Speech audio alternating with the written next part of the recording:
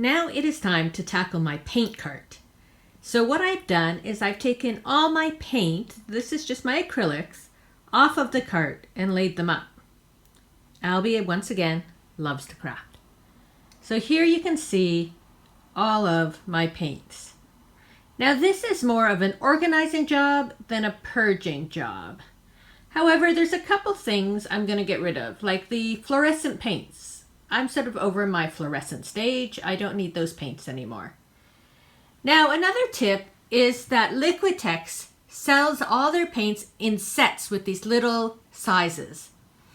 If you're new to painting, I would highly recommend getting one of those because then you can use all the colors and see which colors you like and which colors you don't use so often. As you see here, I still have a lot of browns left, whereas if you look there, you don't really see any brown paint because I am not a brown paint user. So that's what's great about the little paint sets is that you're able to get all the colors and see what colors you use. Now there's also a few paints here that are pretty much empty. So that's now I'm going to just probably go through, and if it's empty, just get rid of it to make room on my paint trolley. So this is step one of organizing my paint trolley is my acrylic paints. Next I have all my mediums. I have multi-medium gessos, texture pastes in various colors, crackle pastes. Now this is when I have to decide, am I going to keep them all or am I going to let some go?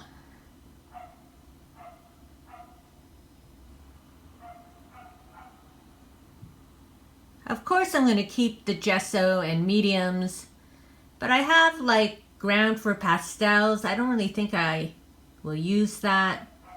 And I have a few things. Most of this I'm going to keep, but I think a couple of the items I'm going to let free from my stash. And then I am going to put it back onto my paint trolley.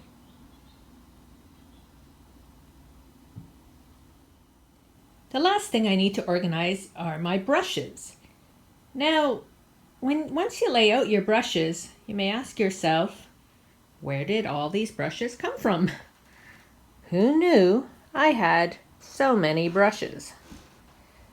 Now, I don't mind having multiples of the same type of brush because if you're painting with different colors, it just makes it easier. You don't have to keep switching out, cleaning off a brush to do the other color. You can do two colors at once. But I think at this point what I'm going to do is just feel all the tips if some of them have hardened, because if I use gel medium, get rid of the ones that are no longer nice and soft. And if there's some brushes that I know I just never use, I had found these tiny little brushes, and I know I've never used those, and I probably never will, and I won't miss them. So I might get rid of a few brushes.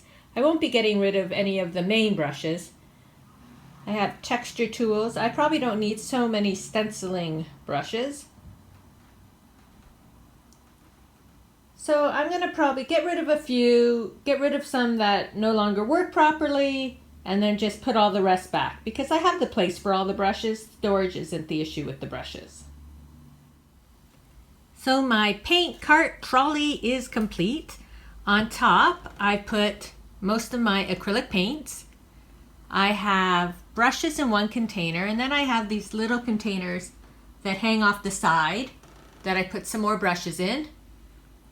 I hang some water bottles and my heat tool off the side. On this side, I've got a bit of glue and my popsicle sticks.